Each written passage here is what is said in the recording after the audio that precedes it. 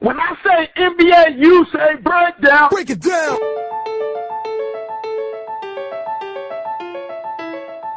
Hey, what's up, world? How you doing? Dave Mendonca, Audley Stevenson. Welcome to the NBA Breakdown online video. Thanks a lot for joining us. All right, first off, we're going to talk a little LeBron James.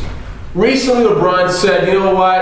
I'm going to change my jersey number from number 23 to number 6 because he wants the whole league to retire the number 23 number in honor of Mr. Michael Jordan. Ridiculous! What are you talking about? Ridiculous! Why not?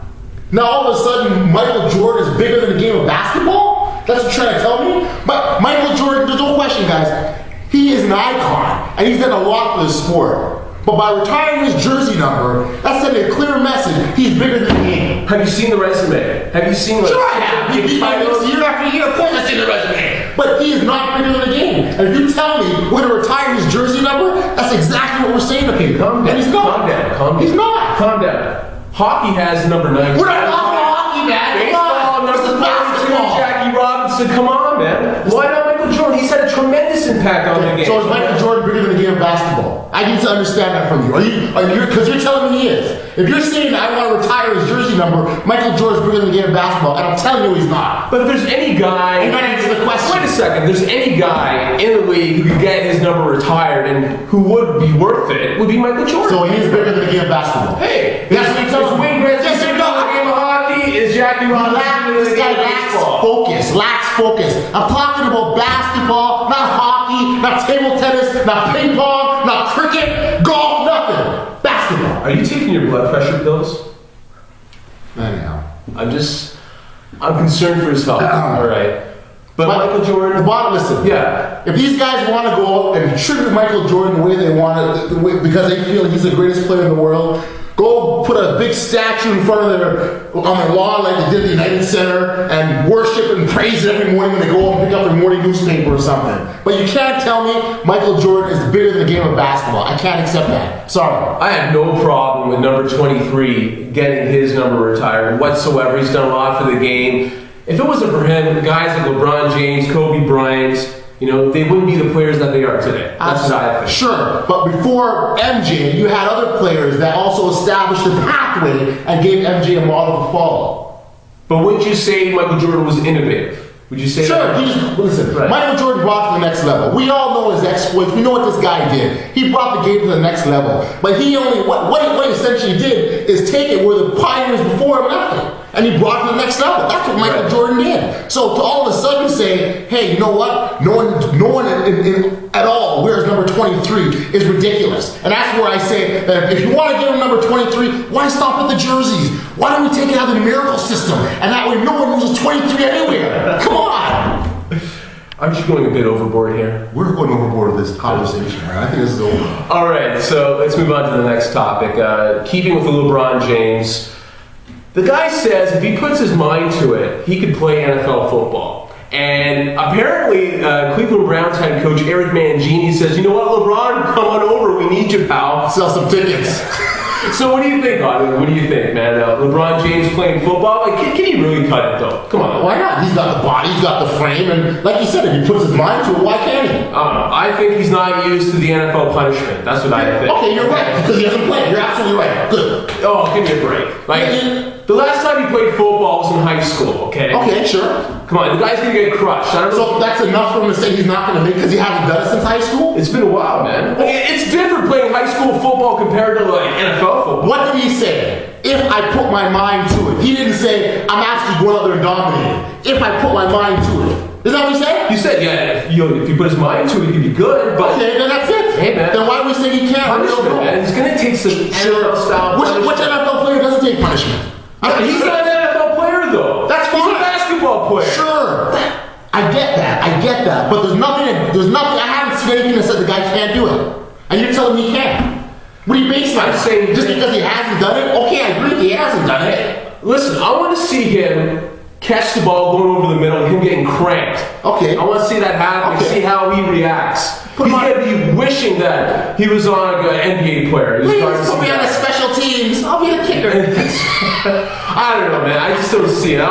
You know, if he wants to be the next Deion Sanders, go ahead. But I just don't see it. I don't think he can take the punishment right now. I doubt it. Think about this for a second. Yeah. If LeBron James leads the Cleveland Cavaliers, that means that opens up the Raptors. Huh? Come on. Yeah. Oh, the Raptors. All right. Enough of this. Hometown guys. Come on. Enough of this. Okay. Now let's go from LeBron, NFL, NBA, and all that stuff to now the Warriors. The situation with the Golden State Warriors. This team, exactly. This team's an absolute mess. Recently, they dealt Steven Jackson. It's about time to the Bobcats. So the Warriors are thinking, okay, you know, they just dealt away Steven Jackson, a big sore spot to the team, but Monte Ellis, another guy on the team, was just not happy. Recently got into a little kerfuffle with Don Nelson. He wants his scooter back. I want to ride my scooter. But what is with this team, though? There are so many people unhappy. Dante Ellis. Also, we got Anthony Randolph, too, complaining about playing time. Hey, you know what? Don Nelson, he's the guy in charge here. And, you know, quite frankly, if a team is falling apart, you're hearing these kind of issues, it starts with the coach, it starts with the head up top. And if that's not in line, if that's not in check, then these are the kinds of things that's going to happen. These things are going to happen. Like, he's got to put his foot down and do it the right way. And right now, it's not happening. And that's why it's chaos. Monte Ellis, you know, no player should be allowed to go off on a coach, period. Yeah. Should be. No. Yeah. And the fact that he's doing that, that sends a strong message, not only to me, but to the rest of the players, how we're going to operate around here. You know what, though? This is not the first time Don Nelson has had trouble with players.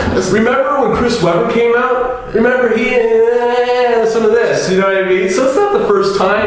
I remember when he was in New York, he was calling optional practices. Remember that one? When he was in Dallas, his only concern was trying to get the three-point record, the most attempts in a team. That's all he cared about. It was brutal. So, I mean, he's got his own style. I mean, the guy's on the verge of some coaching milestones. So, I mean, you can't say what he's doing doesn't work because he's got as much wins as he has. Yeah. But there's a problem with how he does it, personally. No question. And from what I understand, he was supposed to retire this year or next year, something like that. Turn the reins over to his son Donnie. Yeah, man, he better. See, that's the problem. Quick. You don't name your son the same name as you, because it's all confusion. It's all just chaos. That's what it is. Most definitely. All right. So from the craziness in Golden State, let's go to some happy times in Milwaukee. Rookie Brandon Jennings. How about this guy? He drops 55 double nickel. That lefty smooth touch right there. I swear, I thought I was watching Michael Red. You know, just a bit shorter, man. That guy's got a smooth touch. Yeah. You know, and how many teams bypassed him in this year's NBA draft? Milwaukee. Well, they got him, right? No, that's what I said. Minnesota. Yeah. Sacramento. New York. Imagine him in New York. Oh man, Minnesota went with 2 picks. Minnesota went with 2 guards. Yeah. And we know what Rubio is. Well, we think we know what Rubio is. Johnny Flynn, great pickup. For sure, he's been. But I'm looking at if there's any team in the draft that had an opportunity to do well, it would have been Minnesota. For sure. And I don't think they're going to pass in grade on the draft this year. Right.